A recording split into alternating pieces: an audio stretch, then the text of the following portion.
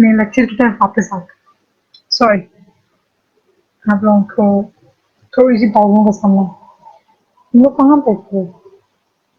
यहीं पे थे, सिलेक्शन बाय पीपल पे थे।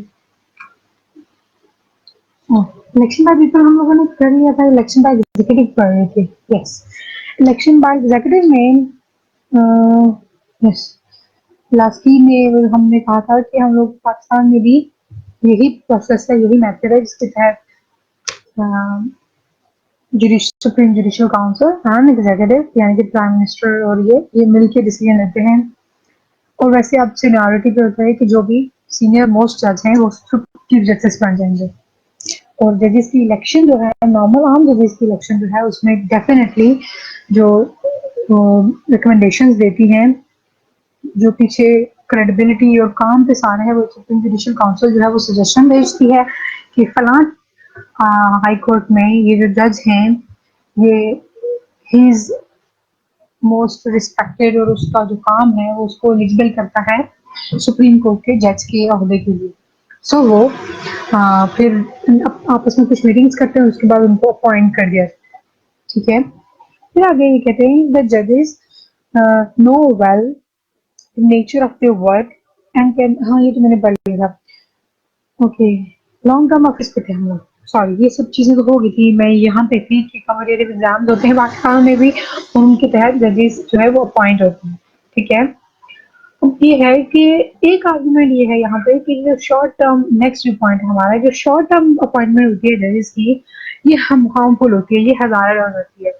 अब जो जजेस शॉर्ट टर्म के लिए अपॉइंट होते हैं वो हमेशा अपने बेनिफिट सीख करेंगे, उनको वो अपनी पोस्ट के साथ सिंसियर नहीं होंगे, और कुछ और भी यहाँ पे लिखे हुए हैं। Experience has shown that the short tenure is unwise and defective. It destroys the independence of judge, inclines him towards corrupt ways as bribery, as to enrich himself during his short-term office. It makes him more subservient to the executive which appointed him. ठीक है, वो उसकी बात ज्यादा सुनेगा, उसकी decisions को prefer करेगा, उसकी जो ऑफर्स हैं या जो भी उसने एग्जीक्यूटिव ने, क्योंकि उसने उसको अपॉइंट किया है तो वो जो भी उसको लिख के देगा वो उसकी जो रिक्वेस्ट है वो उसको कबूल कर लेगा। Then they say that a long term of tenure frees the judge from such temptations. जो लॉन्ग टर्म टेन्योर है ये यूएस और यूके के अंदर फॉर्म होता है। यहाँ पे हमारी तरह 65 ईयर्स की लिमिट नहीं होती। यहाँ पे एज लॉन्ग एज इवन 80 और 85 और इवन 90 अगर वो अपने आप को समझते हैं कि वो जजेस जो हैं वो अपना ऑफिस जो है वो जो प्रॉपरली होल्ड कर सकते हैं, वो केसेस सुन सकते हैं, तो वो चाहे जितने भी बूढ़े हो जाते हैं वो आते हैं, वो बैठते हैं, वो सुनते हैं, वो केसेस के डिसीजन लेते हैं। बट पाकिस्तान में ऐसा नहीं है। पाकिस्तान में 65 के जजेस रिटायर हो जाते हैं। 60 जो है वो कहते हैं कि हाँ age of judiciary is usually fixed at 60 to 65 years। अच्छा, लास्ट को अगेन यहाँ पे कोट किया गया है कि once appointed a judge should obviously hold office during good behavior, otherwise he cannot acquire that habit of independence inherent in his position। ठीक है, ओके, अनकोट, ये कोट हो गया।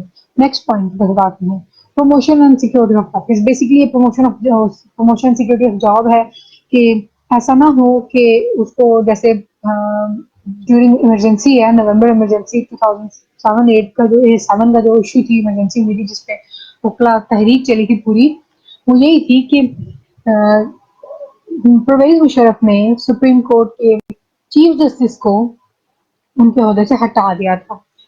तो उनके जबकि जो जुडिशरी है वो इंडिपेंडेंट है, वो इस तरह उनको हटाया नहीं जा सकता, बट क्योंकि वो semi martial art type situation थी तो उनको हटा दिया गया था।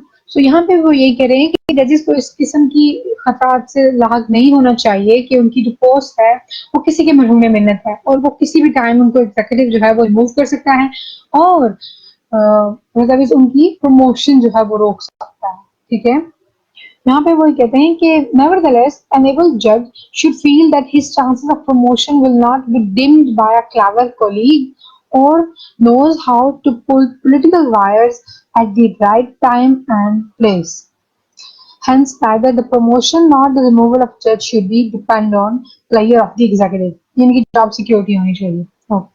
सैलरी की तरफ आ जाती है। आप सब लोगों को पता है कि जुडिशरी की जो सैलरीज हैं वो अच्छी खासी होती है। पाकिस्तान में 9-9 लाख रुपया जो है वो एक जज कमाता है, और सुप्रीम कोर्ट की जज की 9 लाख होती है, और चीफ जस्टिस की जो होता है उसकी 9,25,000 समथिंग होती है। सो इनको इनको हाई बहुत ज्यादा प्राइस और वैल्यू इस तरह के रहता है ताकि ये इजीली बात से ना हट जाए, इस तरह कर लें कि ब्राइबरी के लिए, बट वो फिर भी करते हैं। आपने देखा होगा कि इफ्तिखार चौधरी साहब जो हैं वो कहते हैं कि उन्होंने वकला तहरीक तो चलाई, उन्होंने सब कुछ किया, but he was the most corrupt जज। He hurted the judicial system of Pakistan, he did hurt judicial system of Pakistan. उन्होंने उसका इंप्रेशन जुडिशरी का सारा खराब कर दिया, because he was that kind of political manoeuvre आदमी जो थे वो प्रेशर के थे कि अगर आप बंदे को फोन करना जुडिशरी के हेड को, किसी भी इंस्टीट्यूशन के हेड को, किसी भी बिजनेसमैन को, हाँ जी इतने पैसे भिजवाओ नहीं तो मैं तुम्हारा केस खोल रहा हूँ। सो सिर्फ खुद ही नहीं, उन्होंने नवाजा अपने बेटे को भी नवाजा उन्होंने राजा मलिक रियाज के हाथों। वो सारे इनके केसेस खुले गए जब बाद में, तो Iftikhar Chaudhary he had the audacity to say कि मैं अपने बेटे के खिलाफ केस में खुद ही बेंच में बैठूंगा। सो इस किस्म के नमूने और ड्रामे होते रहे हैं हमारी जुडिशरी में। तो ये तो होगी, फिर सैलरी होगी है, अ लो पेड जज is inclined to be corrupt. ये इनका एक वो है, assumption है, एक व्यू है, बट हम लोग इसको देखते हैं कि ये प्रैक्टिकली इतना भी लॉजिकल नहीं है। इतनी ज्यादा पेज होने के बावजूद इफ्तिखार चौधरी साहब की जो बेटे हैं उनकी जो यूके का टूर और गाड़ियां और बंगले जो हैं वो मलिक रियाज है उनकी भी। So things can be different in real world. Okay, separation of judiciary में ये है कि one theory of separation of power is that it emphasizes the separation of judiciary from the other two organs of the state, especially from the executive. So उसको मर्ज नहीं होना चाहिए, उसको as it is रखना चाहिए ताकि उसकी सेंटिटी जो है एज इंडिपेंडेंट इंस्टीट्यूशन वो कायम रहे। The same person should not be judge as well as a prosecutor. If so, there will be a miscarriage of justice. Prosecutor हमेशा जो होता है वो स्टेट की तरफ से होता है, वो मोस्टली गवर्नमेंट का रिप्रेजेंटेटिव होता है। Okay, miscarriage of justice. The prosecutor, being also the judge, will necessarily punish the accused. वो डिफेंड करता है इनोसेंट की तरफ से, जो जिसको नहीं मिल सकता, जिसको जिसके साथ जाती हुई है उसकी तरफ से जो एक्यूज होता है उसके अगेंस्ट वो केस लेता है। सही है, तो यहाँ पे वो कह रहा है कि जो प्रोसिक्यूटर होता है वो हर सूरत उसको, अगर वो जज बन गया तो उसको पनिश कर देगा। This has been the experience of British rule in Indo-Pak subcontinent, where the deputy commissioners act both as judicial and executive officers. ये ब्रिटिश राज के दौर की बात हो रही है जब डिप्टी कमिश्नर खुली कचहरियां जिसे कहते हैं ना आप लोग, वो लगाते थे और इस तरह डिसीजन बात सुन के, मामला सुन के उधर ही खड़े खड़े फैसले देते थे, लेकिन अभी ऐसा नहीं होता। फिर आगे उन्होंने क्वालिफिकेशन ऑफ जजेस भी की है, ये यूजलेस का पॉइंट था। सबको पता है कि जुडिशरी के लिए, इवन हाई कोर्ट के जज बनने के लिए भी एटलीस्ट उसको 5 इयर्स की प्रैक्टिस करना और वो सब कुछ जरूरी है, तो वो हमारे यहाँ पहले बिल्कुल ठीक है, पूरी दुनिया में भी ऐसे ही निजाम है। ओके, अब बड़े मजे की चीज नेक्स्ट आ जाती है, वो है organisation of state, hierarchy of the organisation of the courts, hierarchy of the courts. So Pakistan में आप सब लोगों को पता है कि हाईएस्ट और टॉप मोस्ट कोर्ट जो है वो सुप्रीम कोर्ट है। फिर हमारे पास 5 कोर्ट्स हैं, हाई कोर्ट, जिसमें इस्लामाबाद की हाई कोर्ट भी आती है और चारों प्रोविंसेस की कोर्ट। इस्लामाबाद की हाई कोर्ट 2010 और 11 में बनी है, इससे पहले नहीं थी, सिर्फ प्रोविंशियल कोर्ट थी, बट केसेस का बर्डन इतना ज्यादा हो जाता था कि इस्लामाबाद की हाई कोर्ट की बुनियाद रखी गई, और ये अब H9 वाले एरिया में, वो जो है G8 G9 वाला एरिया वहां पे। ओके, फिर आती है हमारे पास डिस्ट्रिक्ट एंड सेशन कोर्ट, जो कि मामला सुनती है क्रिमिनल और सिविलियन केसेस, आगे वो भी डिस्कस करती हूँ।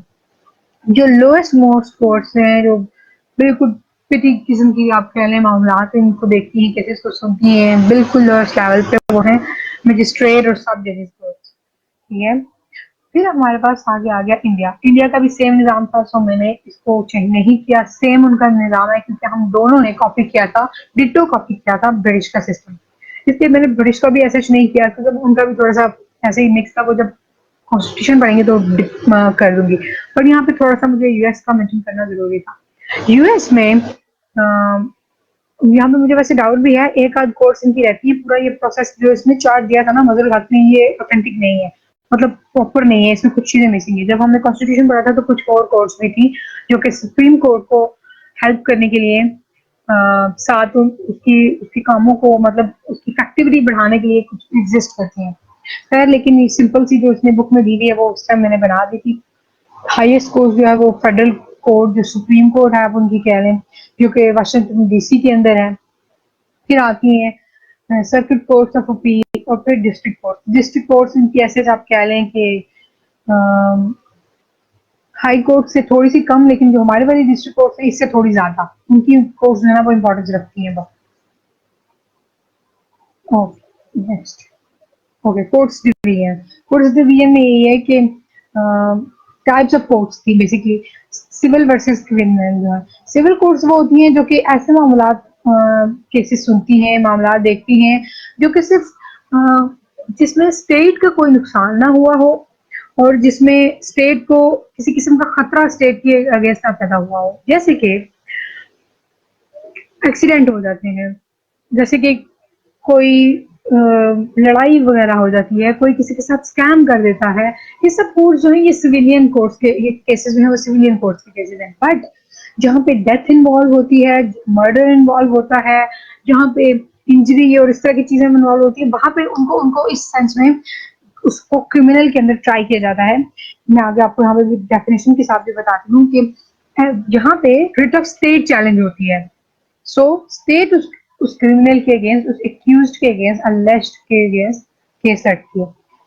In modern states, separate courts are set up for criminal and civil cases, especially at low levels. For instance, India and Pakistan, Pakistan, England, and USA, there are civil and criminal courts of original and intermediate appellate jurisdiction.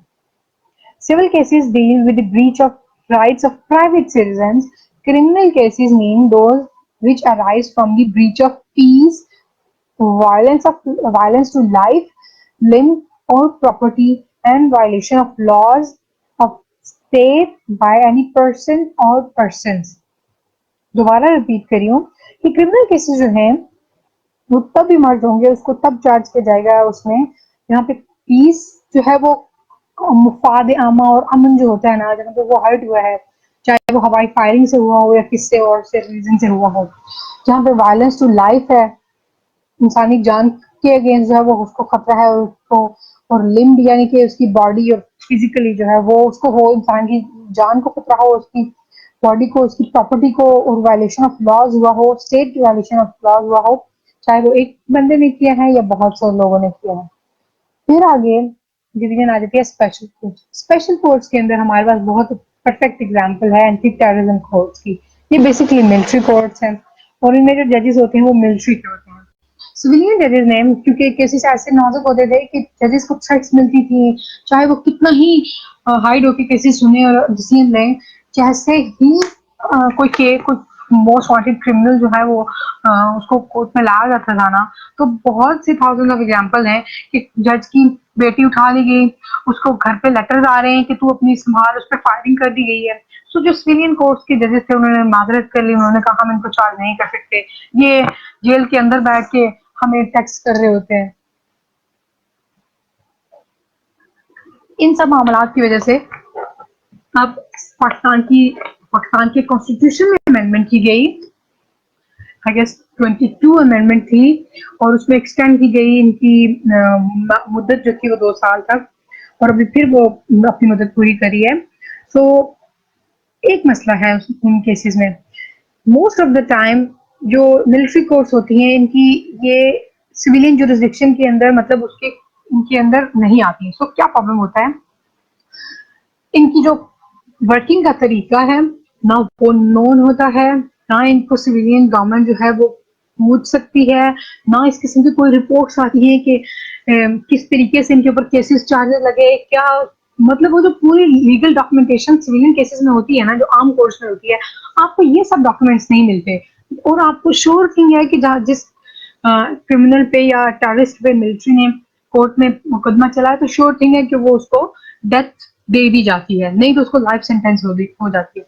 So human rights की जो organisation हैं, transparency international और ये सारी, ये कहती हैं कि ये जो पाकिस्तान की टेररिस्ट कोर्ट्स हैं, ये ह्यूमन राइट्स की वायलेशन कर रही हैं। ये अपना प्रोसेस जो है ये ट्रांसपेरेंट नहीं रखती हैं, और ना ही उस बंदे को हक देती हैं इसको कि वो अपना आजादाना तौर पे अपना डिफेंड कर सके। सो क्या होता है कि आपने देखा पिछले कुछ महीनों से कि पेशावर कोर्ट हो जाए, पेशावर की हाई कोर्ट हो जाए, या और प्रोविंस की हो जाए, वो जब वो क्रिमिनल जो है वो सॉरी जो टेररिस्ट हैं जिनको एक्यूज किया गया है, जब वो यहाँ से कन्विक्ट होते हैं तो वो उनको जो हमारी हाई कोर्ट्स होती हैं वो उनकी सजाए मौत को सजाए उम्र कैद में तब्दील कर देती हैं। और कई दफा तो ऐसे हुआ है कि वो जब अप्लाई करते हैं तो उनको बरी भी कर दिया जाता है। तो ये बड़े मसले मसाइल हमारे यहाँ पे चल रहे हैं। इसके अलावा ये स्पेशल कोर्ट्स, यहाँ पे भी उन्होंने कहा है कि जो ट्रिब्यूनल होते हैं, ट्रिब्यूनल्स होते हैं जो इलेक्शन के दौरान होते हैं, ये भी इसके अंदर आते हैं। उसके अलावा ये कहते हैं कि ये जो स्पेशल कोर्ट्स होती है स्पेशल पर्पज के लिए होते हैं। स्पेशल पर्पज क्या हो सकता है? वॉर के बाद भी वॉर जो होती है, ये सिविल वॉर हो जाए या स्टेट इंटर स्टेट या इंटर स्टेट वॉर हो जाए, उसके बाद भी इस तरह के ट्रिब्यूनल, इस तरह की कोर्ट्स जो है वो कायम की जाती हैं। और जो एट्रोसिटीज जिन्होंने कमिट की होती हैं, जिन पे चार्ज हो जाता है, जो उनको सजाएं दी जाती हैं। बहुत अच्छी एग्जांपल है यहाँ पे साउथ अफ्रीका। साउथ अफ्रीका के अंदर जब गोरे जो थे, जो इंग्लिश थे, जब उन्होंने छोड़ा था, ये चले गए थे, उसके बाद वहां पे लोगों पे क्योंकि बहुत जुल्म होते रहे, वहां पे इंटरनेशनल क्रिमिनल कोर्ट ने इस तरह के ट्रिब्यूनल्स बनाए, और जो लोग बहुत सीरियस क्राइम्स में इन्वॉल्व थे उनको सजाएं दी। दूसरी एग्जांपल यहाँ पे हमें मिलती है यूगोस्लाविया के उस मिलिट्री जनरल की, जिसने यूगोस्लाविया के अंदर जो बॉस्नियन वॉर हुई थी 90s में, जिसमें बहुत से मुसलमानों के जो मेल एयर थे, जो मर्द हजरात थे, उन्होंने ये जो जनरल था बड़ी खुशी से, क्योंकि ये इंटैक्ट रखना चाह रहा था यूगोस्लाव को। यूगोस्लाविया एक नेशन थी पूरी, एट जो अब जिसके 8 कंट्रीज बन गए हैं ईस्टर्न ईस्टर्न यूरोप में, आप इसको कह लें। ये बिल्कुल ग्रीस के ऊपर है, इटली वगैरह के साथ है ऊपर बॉर्डर पे। ये यूगोस्लाविया एक पूरी नेशन थी, बट जब ये टूटी थी तो यहाँ पे बोस्नियन के खिलाफ इन्होंने ये वॉर की थी। बोस्निया में मुसलमान थे बहुत ज्यादा, इनकी मुसलमान मर्दों को बहुत ज्यादा 8,000 के करीब इनको मारा था, जिसकी वजह से बोस्निया के वो जो मिलिट्री जनरल थे उनको अरेस्ट कर लिया गया, और काफी सालों से उनके ऊपर केस चल रहा था। और अभी 2018 में last year, if I am not wrong, और इस साल के शुरू में उनको जब चार्ज कर दिया गया तो उन्होंने खुद को मार्टिर साबित करने के लिए कि मैं बहुत शहीद हूँ, उन्होंने कोर्ट में खड़े होकर सबके सामने मीडिया में ऑनलाइन लाइव और ट्रांसमिशन में उन्होंने वो जहर की शीशी पी ली और उनकी मौत पासा हो गई। बट उनको कोर्ट ने तो कर दिया कि वो क्रिमिनल केसेस में इन्वॉल्व है, उन्होंने मुसलमानों के खिलाफ एट्रोसिटीज की, उनको मारा। लेकिन जब वो पीछे उनकी लाश को भेजा गया तो उसको रशिया ने भी और उनकी जो अपनी गवर्नमेंट्स थी उन्होंने ऐसे उसको ट्रीट किया जैसे वो कोई बहुत बड़ा लीडर था उनका, और वो इस क्या कहते हैं सलूट और इस वो सलामी के काबिल था। तो उन्होंने उसको बड़ी इज्जत और एहतराम के साथ उसको दफनाया। फिर हमारे पास आ जाता है एक और स्पेशल कोर्ट्स का केस, जो कि इंडिया ने डिमांड किया था ड्यूरिंग शिमला एग्रीमेंट। जब 1971 की वॉर हुई थी तो इंडिया ने हमें, क्योंकि खुद तो वो धुला हुआ था ना दुनिया के सामने के उसने तो बांग्लादेशियों को प्रोटेक्ट किया है और सब कुछ, तो उसने ये डिमांड की थी कि पाकिस्तानियों के जो आर्मी है इसने तो लाखों मुसलमानों को, बांग्लादेशियों को मारा है, और इसके अगेंस्ट उसके खिलाफ कोर्ट्स बननी चाहिए, और उनके ऊपर जिन्होंने ये एट्रोसिटीज की हैं, वॉर एट्रोसिटीज की हैं, लोगों के ऊपर जुल्म किया है, लोगों को मारा है, औरतों के साथ ऐसा गलत काम किए हैं, इनको सजाएं मिलनी चाहिए। ये बहुत वोकल एक डिमांड थी, बहुत ज्यादा इंडिया में ये पॉपुलर रही थी। But thanks to Zulfikar Ali Bhutto साहब, he made it out of fair, तो उन्होंने हमें बचा लिया और ये वो जो कोर्ट्स थी वो बनने नहीं दी गई। नेक्स्ट, हाँ, फिर मिलिट्री कोर्ट्स हैं। कोर्ट्स जो मिलिट्री कोर्ट्स करती हैं, जो कोर्ट मार्शल करती हैं, ये भी इसके अंदर आती हैं। फिर इंडस्ट्रियल कोर्ट जो इस तरह के मामला देखती हैं, इंडस्ट्रियल डिस्प्यूट देखती हैं, वो इसके अंदर आती हैं।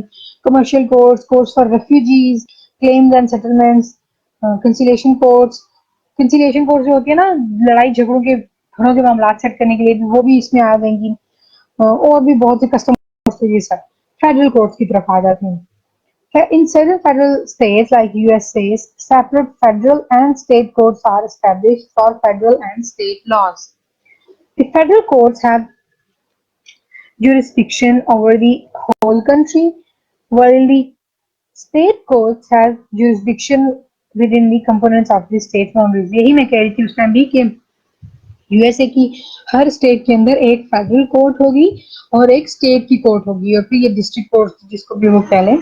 फेडरल कोर्ट इसलिए कि ये हर स्टेट के अंदर नहीं है, ये सॉरी ये कुछ तकरीबन मैंने लास्ट टाइम जब पढ़ा था कुछ 15-16 समथिंग है और ये इस तरह है कि स्टेट के अंदर ये जो फेडरल लॉ है उसको इम्प्लीमेंट करने के लिए होती हैं और ताकि क्योंकि यूएस की ज्योग्राफी वाइज वो बहुत बड़ा है तो वो हर कोई वाशिंगटन डीसी में आके अपने केसेस नहीं देख सकता लड़ सकता, सो इसलिए उनकी आसानी के लिए उन्होंने ये बनाए हैं। फिर वो कहते हैं कि that's the reason why recently established federal states like Pakistan, that is the reason why in recently. ये तो ये बुक की ग्रामर भी ऐसी हुई है, अल्लाह माफ करे, छोड़ा इनको। ये हो गया सिंगल जज वर्सेस सेवरल जज, इस पे आ जाते हैं हमारा जो डिबेट का टॉपिक है। जी, most of the time India, Pakistan और इंग्लैंड के कंट्रीज में under British influence lower courts have original and appellate jurisdiction are presided by a single judge or magistrate, ठीक है। But in France and other European countries, in all of their courts except the lowest courts of justice of peace are presided by a bench of several judges. Pakistan, England, India, Pakistan, India, England में सिर्फ जो courts होती हैं mostly वो magistrate courts जो हैं वो single जज जो है उनको वो प्रिजाइड कर रहा होता है, वो लीड कर रहा होता है। However, फ्रांस और जो बाकी यूरोपियन कंट्रीज हैं वहां पे लोएस्ट मोस्ट कोर्ट को छोड़ के एक बेंच होता है, वो उनको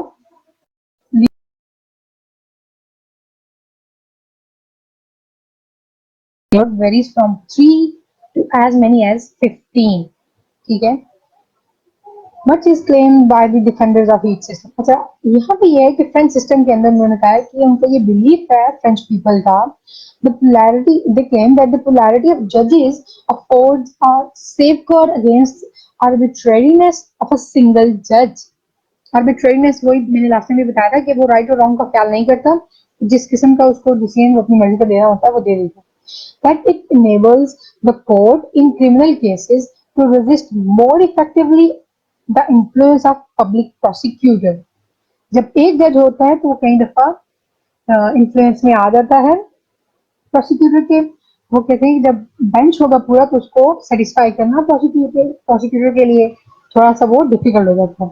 French people believe that the single जज कैन नॉट बी जस्ट। इन्होंने आगे ये थोड़ी सी फ्रेंच टर्म दी हुई है, जज यूनिक, जो यूनिक, इसको फ्रेंच टर्म को छोड़ें, बस इसकी कोड याद रखें कि अ सिंगल जज can not be just, a single जज कैन नॉट बी जस्ट। एक अकेला बंदा जो है वो इंसाफ दे ही नहीं सकता।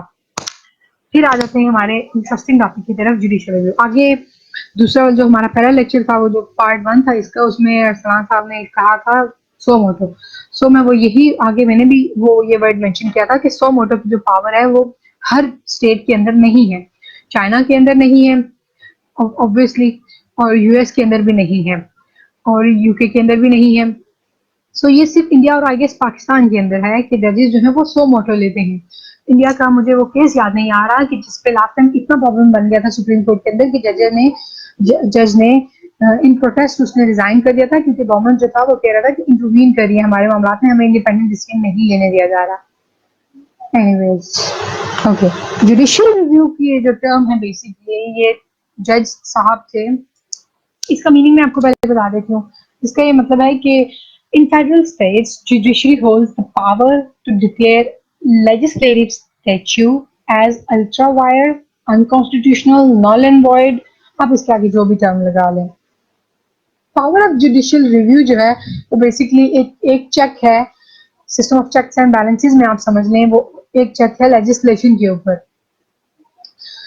रिव्यू ऑन फेडरल और फेडरेटिंग कंपोनेंट्स, ये इस सेंस में कि फेडरल लॉज जो बन रहे हैं और जो फेडरेटिंग कंपोनेंट्स है कि जो प्रोविंसेस और जो स्टेट्स हैं उनके पास हैं उनके लॉज, जाहिर है उनकी भी गवर्नमेंट्स होती है फेडरल सिस्टम ऑफ गवर्नमेंट के अंदर, तो उनकी लेजिस्लेटिव गवर्नमेंट जो लॉज बना रही है उनके ऊपर चेक है, for example like US, India and Pakistan. Review on federating components, federating components की लेजिस्लेशन के ऊपर अब यहाँ पे स्विस की एग्जांपल इसलिए दिया है कि स्विट्जरलैंड के अंदर इंडिया, पाकिस्तान और यूएसए में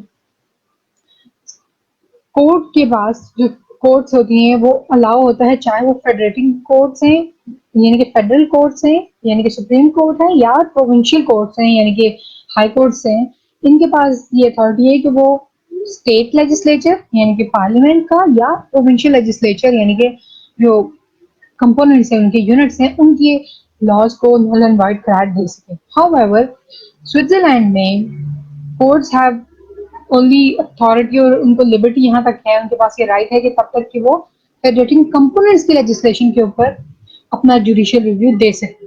उनके पास जो जुडिशियल रिव्यू है वो फेडरल यानी कि सुप्रीम जो हाईएस्ट कोर्ट है उसका जो पार्लियामेंट है क्या कहेंगे उसको, स्विस काउंसिल जो है उसका राइट नहीं है, यानी कि जो उनकी नेशनल लेजिस्लेचर फेडरल लेजिस्लेचर बनाएगी लॉ उसके ऊपर जुडिशियल रिव्यू नहीं है, सिर्फ जो कैंटन है 26 उनके लॉज के ऊपर है।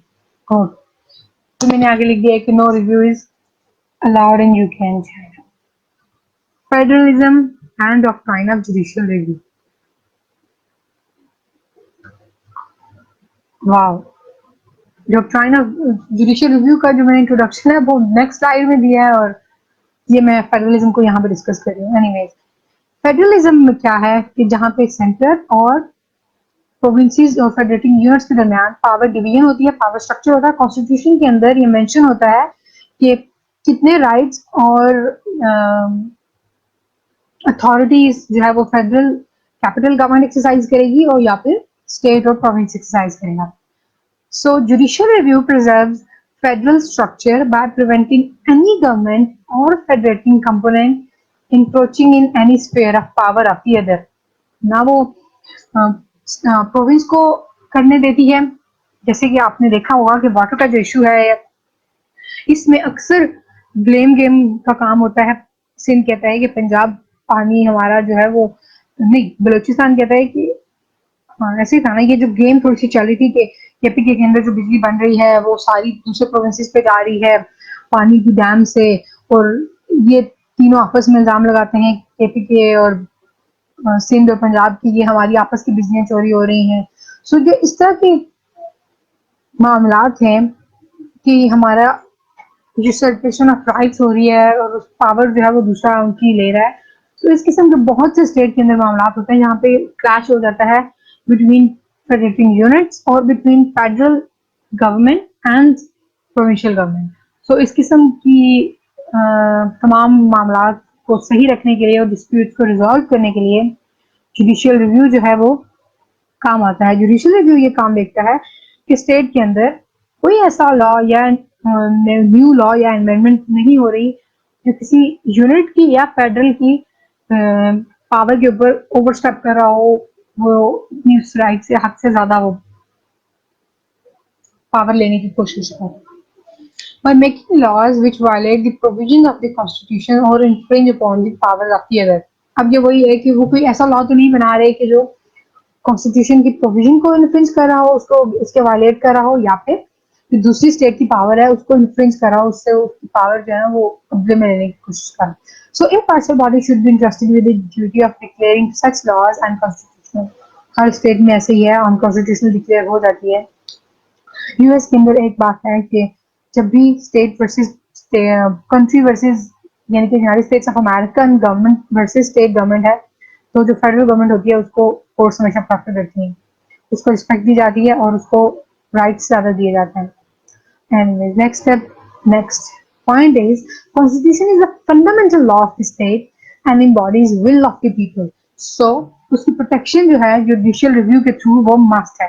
ये हम इसको ऐसे नहीं कर सकते कि लेजिस्लेचर को फ्री हैंड दे दें कि वो जिस किस्म की वीक हो, एम्बिगुअस हो, फुल ऑफ फ्लॉज हो, वो लेजिस्लेशन करके लॉज बना दे और वो जो fundamental law of the state है ये एक्सप्रेस करता है विल ऑफ द पीपल, उसको अफेक्ट करे। एनीवेज, अब आ जाते हैं जुडिशियल रिव्यू की डॉक्ट्राइन की तरफ। ये डॉक्ट्राइन आई कहां से? तो जुडिशियल रिव्यू की जो डॉक्ट्राइन है ये हमारे पास यूएस चीफ जस्टिस मार्शल की वजह से आई है। उन्होंने एक केस सुना था जिसका नाम था मरीब्यूरी वर्सेस मैडिसन। केस 1803 में सुना गया था और उसमें उन्होंने ये उन्होंने वर्डिक्ट दिया था कि जो जुडिशरी है उसके पास ये राइट है कि वो लॉज को, लेजिस्लेचर के बने हुए लॉज को रिव्यू कर सके। इस पावर की वजह से इस न्यू ये एक प्रेसिडेंट था, जज के इस प्रेसिडेंट ने ये इतनी पॉपुलैरिटी गेन की कि अब पूरी मोस्ट ऑफ द स्टेट्स में, पूरी दुनिया में मोस्ट ऑफ द स्टेट्स में जुडिशियल रिव्यू की जो पावर है वो जुडिशरी के पास होती है। अगेन की कोर्ट है ये, यहाँ पे जो कोर्ट थी ना, ये मैंने जब ढूंढने की कोशिश की ऑफिशियल सोर्सेज में तो इसने बहुत मर्ज करके और पूरा ना भरता सा बना के लिख दी थी। एक लाइन जो है वो कहीं से उठाई हुई है, ये पूरा वो पेज है ना जो उनका जो सीन है ओरिजिनल, उसमें से एक लाइन कहीं से उठाई हुई है मजरूर में, एक लाइन कहीं से उठाई हुई है। सो बहुत फज हो गया था वो। एनीवेज, मैं कोर्ट फिर भी इसको कर देती हूँ। Court, the power of legislature are defined and limited that these limits may not be mistaken or forgotten. The Constitution is written. अब यूएस का कॉन्स्टिट्यूशन जो है आपको ये याद रखना चाहिए कि यूएस हमारे पास फर्स्ट कॉन्स्टिट्यूशनल डेमोक्रेसी थी, जिसका कॉन्स्टिट्यूशनल रिटन था, जिसको फॉलो करते हुए आज पूरी दुनिया में मोस्ट ऑफ द स्टेट्स हमारे पास रिटन कॉन्स्टिट्यूशन अवेलेबल है और कॉन्स्टिट्यूशनल डेमोक्रेसीज हैं। So it is emphatically the province and duty of the judicial departments to say that what the law is. वो कहता है कि ऊपर उसने ये बोला है कि इसमें कोई शक नहीं है कि इसकी जो पावर है लेजिस्लेचर की वो लिमिटेड है, डिफाइंड है और उसको इसकी पावर्स को बिल्कुल भी हम लोग ओवरस्टेप नहीं कर सकते, भूल नहीं सकते। The duty of the judicial departments to say what the law, जो ये ड्यूटी है कि किसको बताना है कि वो लॉ है और किसको बताना है कि वो लॉ नहीं है, वो judicial department. So if a law be in opposition to the constitution, the courts must determine which of these conflicting rules govern the case. वो कहता है कि अगर कॉन्स्टिट्यूशन में कहीं पे इस तरह के क्लैशेस आ जाते हैं तो कोर्ट डिसाइड करेगी कि इस कॉन्फ्लिक्ट में कौन से रूल जो है वो गवर्न करेंगे, वो applicable है। This is the essence of a judicial duty.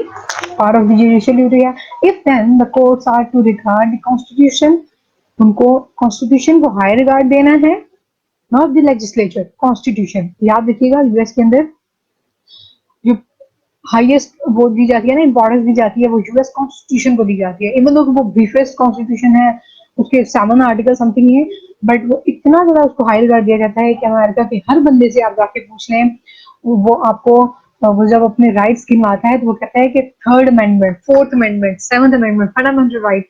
सो वो constitutional is just like a Bible for them. उन्होंने उसको, इवन छोटे बच्चों ने भी उसको छोटी उम्र से ही वो उसको याद करना शुरू कर देते हैं, क्योंकि उनके मुताबिक उनकी स्टेट के अंदर उनके जितने भी राइट्स हैं वो उनकी कॉन्स्टिट्यूशन ने उनके लिए क्लियर कट मेंशन करनी है।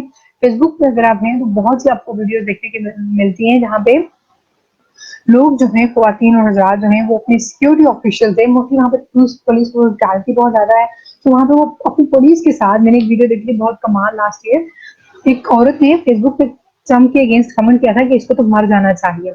सो जो FBI थी वो उसके घर पे पहुंच गई इन्वेस्टिगेशन के लिए कि आप कहीं हमारे प्रेसिडेंट को थ्रेट तो इम्पोज नहीं करें। So that woman was well read, उसने अपने कॉन्स्टिट्यूशन को लर्न बाय हार्ट, उसने एक लाइन उसकी याद की थी। सो वो उनके साथ, उसका हस्बैंड और पीछे वो खड़ा वीडियो बना रहा था दरवाजे के अंदर। She was not even letting them to enter into her home. उसने कहा कि ये मेरी प्राइवेट प्रॉपर्टी है, वो अपनी कॉन्स्टिट्यूशन के क्लॉज के साथ उनके साथ आर्ग्यू कर रही थी। And believe you me, it was so heart warming कि उसने फाइनली उसको डिबेट में हरा दिया। पहले उसने कहा कि आप अंदर नहीं हो सके, मेरी प्राइवेट प्रॉपर्टी है। दूसरा उसने कहा कि ऑनलाइन कमेंट का रियल लाइफ से कोई मतलब नहीं है। फिर उसने अपने आप को डिफेंड करने के लिए उसने कहा कि क्या मुझे अपने लॉयर को कॉल करना चाहिए, एम आई अंडर अरेस्ट। तो ये सब चीजें जो हैं वो उनका कॉन्स्टिट्यूशन उन्हें सिखाता है और हमें भी ये वैसे थोड़ी बहुत याद कर लेनी चाहिए। सो कहाँ बैठी मैं? ओके, यहाँ बैठ के जो कोर्ट्स होंगी वो डिसाइड करेंगी कि कॉन्स्टिट्यूशन को कितना कैसे हाई रिगार्ड देना है। This is the essence of judicial duty. Then the courts are to regard the constitution and the constitution is superior to any ordinary act of legislature. So मैंने बता दिया अभी आपको, और यहाँ पे भी लाइन में वो लिखा हुआ है कि यूएस का कॉन्स्टिट्यूशन है वो किसी भी ऑर्डिनरी एक्ट से, एक्ट ऑफ लेजिस्लेचर से वो बहुत सुपीरियर है, वो उनको बहुत रिगार्ड करते हैं। और यही वजह है कि आज अमेरिका जो है वो स्टेट पे पहुंचा हुआ है। इवन प्रेसिडेंट भी वहां पे क्लॉज को नहीं कर सकता। पिछले 2 दिनों से एक पूरा स्टॉर्म आया हुआ है इंटरनेशनल मीडिया के अंदर कि हाउ कैन जो प्रेसिडेंट ट्रम्प की बेटी है, मुझे उसका नाम भूल गया है, वो कैसे ज्वाइन कर सकती है G20 का समिट, जबकि वो किसी भी पोजीशन पे नहीं है। उसको इंटरनेशनल मीडिया और उनका अपना जो स्टेट मीडिया है वो इस टाइम आग उगल रहा है उसके अगेंस्ट। हालांकि यहाँ पे मरियम नवाज, उनकी पोती, उनकी बेटी सब जाके नवाज शरीफ के साथ बैठ के जनरल असेंबली में स्पीचेस सुनते थे, लेकिन वहां पे ऐसा नहीं होता। जो यूएस की लोग हैं वो उस टाइम उभर रहे हैं कि जो इसने ये अनऑफिशियल थी, इसके पास कोई ऑफिशियल स्टेटस नहीं था, फिर भी इसने जाके स्टेट्स ऑफिशियल में on the behalf of America इसने हमारी हमारी बेइज्जती की है, और इसके पास अथॉरिटी नहीं थी, और इसने यहाँ के वहां पे जाके ऑन द सीट जो है वो टेबल की जो सीट है जो अमेरिकन लीडर के पास होनी चाहिए थी उसमें जाके इसकी इंटरवेंशन हुई है। So that's how things are works there. Anyways, superior legislation. The Constitution, lastly, अब second last line पे है, the Constitution and not such ordinary act of legislature. The Constitution not such, and the Constitution and not such ordinary act must govern the case to which they both apply. Unquote. Clear हो गया सब कुछ अभी? Okay, ये बस last slide है हमारी। इसमें वो आर्गुमेंट्स देते हैं कि ये जो मार्शल की डॉक्ट्राइन ऑफ जुडिशियल रिव्यू थी, ये इसके आर्गुमेंट्स फॉर एंड अगेंस्ट ही हैं कि फेवर में ये हैं कि जो जुडिशरी होती है ये गार्डियन है, प्रोटेक्टर ऑफ कॉन्स्टिट्यूशन है, protector of fundamental rights of citizen है, और ये इलास्टिसिटी देती है रिजिड कॉन्स्टिट्यूशन को। यूएस का they say that US constitution is the most rigid constitution in the world, क्योंकि उनको मैंने बता दिया है कि आपको कि अमेंडमेंट करने के लिए फर्स्ट फेडरल जो है वो कांग्रेस है वो अप्रूव देती है, अमेंडमेंट पास करती है, then 35 states are needed for an amendment. तो वहां पे बहुत मुश्किल होता है, but they have back to their judiciary के थ्रू बहुत से अब तक उनकी जो कॉन्स्टिट्यूशन के अंदर जो कुछ क्लॉज थे, जो कुछ एम्बिग्यूइटी थी, वो जुडिशरी ने अपने प्रेसिडेंट्स के थ्रू वो क्लियर किया है और उसको कॉन्स्टिट्यूशन को अपडेट किया है अपने प्रेसिडेंट्स के। ओके, फिर अगेंस्ट में वो लोग ये कहते हैं कि जुडिशियल रिव्यू जो है ये तो clearly it's a violation of separation of power, Montesquieu theory, right? कैसे? क्योंकि आपने जुडिशरी को अपर हैंड दे दिया लेजिस्लेचर के ऊपर। So judiciary is not legislature here is no more a sovereign, जैसे वो सुप्रीम समझते हैं ना यूके वाले, वो कहते हैं लेजिस्लेचर जो है वो सुप्रीम है, वो जो भी लॉज बनाती है वो बिल्कुल ठीक बनाती है, उसके लॉज को आप कोर्ट में नहीं लेके जा सकते, कोई जुडिशियल रिव्यू नहीं है। सो दे से दैट फेडरल लॉ जो है वो जो वीटोज होती हैं कोर्ट्स के, और ये जो नलिफाइज, एक मिनट, अच्छा कहाँ पे था? It makes the judiciary supreme over all the other organs of the state. It enables the judiciary to veto and nullify the laws of federal and components of the state or provinces. So, वो कहते हैं कि जो laws बने गए हैं वो उसको जुडिशरी के पास ये भी पावर आ जाती है कि उसको नलिफाइड कर दे दे। सो ये ठीक नहीं है, ये against. Then they say that जो लेजिस्लेचर की सॉवरेनिटी है उसको रिस्पेक्टेबल कहा जाता है, क्यों? क्योंकि वो लोगों की विशेष को जो पॉपुलर वोट है वो उसको रिप्रेजेंट करती है, लोगों की यानी कि मर्जी को, राय को वो अहमियत देती है लेजिस्लेचर। और जो जुडिशरी होती है ये कंजर्वेटिव होती है, ये लोगों के पब्लिक परसेप्शन के साथ इसका ज्यादा कनेक्शन नहीं होता, और इसको पता नहीं होता कि लोग क्या चाहते हैं, तो इसको ये पावर नहीं देनी चाहिए कि वो लेजिस्लेचर की सॉवरेनिटी को वायलेट करे और जुडिशियल रिव्यूज दे।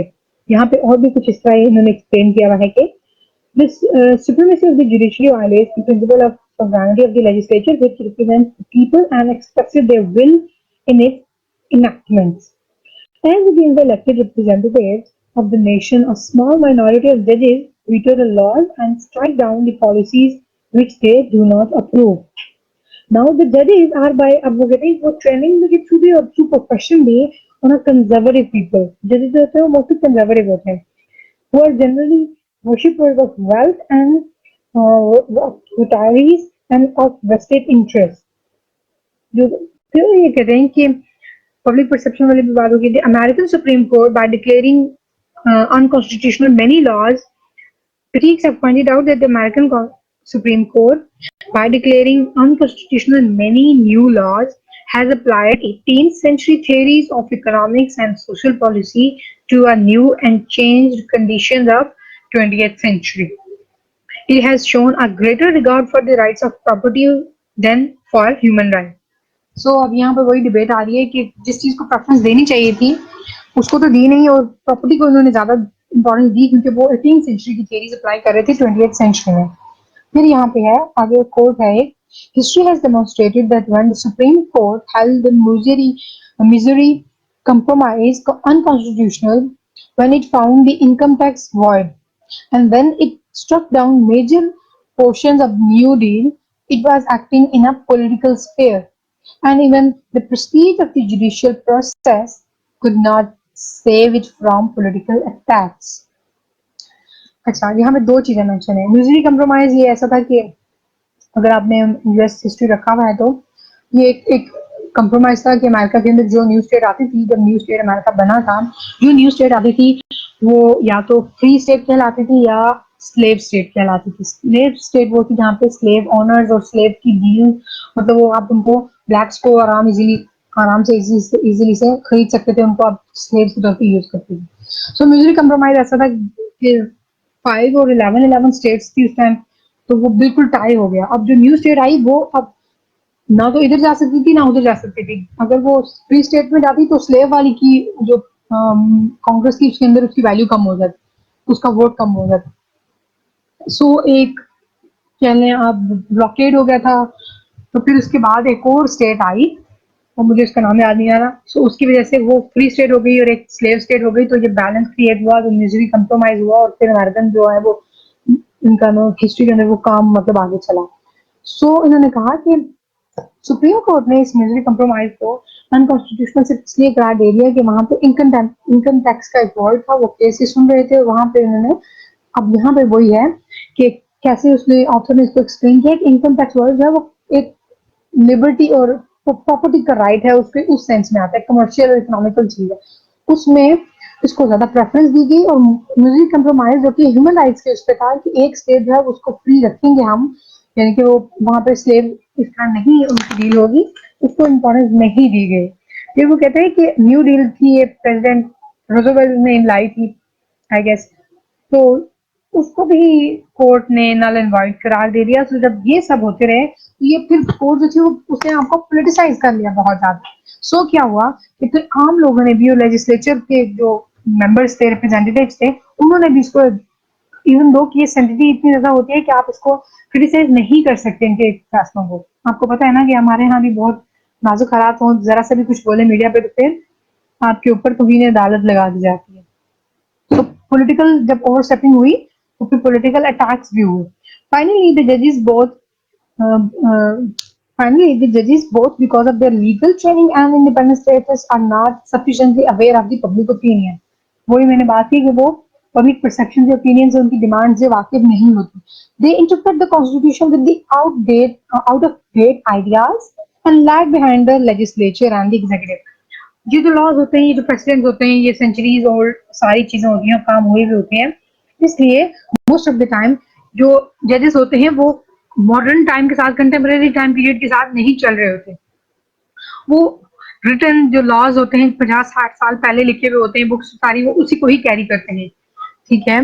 सो इसकी वजह से lag behind the legislature and the executive, वो उनकी जो डिमांड और जो लॉज पास हो रहे होते हैं वो उनके साथ कंप्रीहेंड ही नहीं कर पा रहे होते. They are not influenced by new social standards and therefore fail to modify the constitution accordingly. अभी पाकिस्तान में इस टाइम ये बहुत हमारा ये निज़ाम नहीं है, इसके रिवर्स हो रहा है. बहुत अच्छा काम हो रहा है कि मॉडर्न कोर्ट्स भी बन रही हैं. ये जो सिस्टम है ऑनलाइन कोर्ट्स का, जो आप यहाँ पे बैठ के सुप्रीम कोर्ट के इस्लामाबाद में बैठ के कोर्ट के कराची रजिस्ट्री के केसेस भी सुने जा रहे हैं, मॉडल कोर्ट्स बन रही हैं और ख्वातीन के लिए काफी अच्छा निजाम हो रहा है। सो हम लोग यहाँ पे भी ये अप्लाई नहीं करेंगे, हमारे यहाँ ये भी नहीं है। इसकी एग्जैक्ट अपोजिट हो रहा है, बहुत अप टू डेट और कंटेम्प्रेरी वर्ल्ड के साथ लिया जा रहा है और वो जो पूरा लॉ का डेटाबेस बनाया जा रहा है ताकि लॉ स्टूडेंट जो है वो इजीली एक्सेस कर सके। However, they say that in 1960s, अब 1960s वो है जो मार्टिन लूथर किंग का era था। The judges of the US Supreme Court have greatly changed their attitudes। वो क्यों? क्योंकि वो जो डिमांड्स थी और जो प्रोटेस्ट थे और वो जो सारी मुहिम थी जिसमें उन्होंने केसेस किए कि हमें मोंटेगमरी बस जो वो था कि हमें कोर्ट उसका ये था कि अमेरिका में बसेस के अंदर भी पोर्शन बने होते थे, ब्लैक जो है वो उस एरिया में व्हाइट नहीं जा सकते थे और जो व्हाइट के आगे वाला पोर्शन होता था वहां पे ब्लैक जाके नहीं बैठ सकते थे। सो स्कूलों में भी सेपरेशन थी। सो बारी बारी वन बाय वन ये लोग ब्लैक से थे वो केसेस कोर्ट में लेके जाते रहे और वो थ्रू उनकी मेहनत और सबके थ्रू वो नल एंड वाइड होते रहे कि वो कॉन्स्टिट्यूशनल अनकॉन्स्टिट्यूशनल है वन बाय वन। फिर इसी तरह स्कूलों के अंदर सेग्रीगेशन की उसको खत्म किया गया।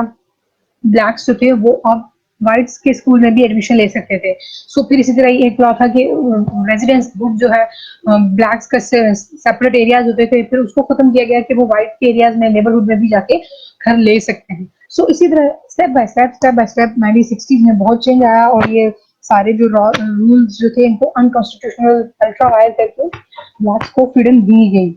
They have upheld civil liberties and the policy of Negro integration in the cases brought before them। Okay, ये मैंने आपको सारा बता दिया है। That's it.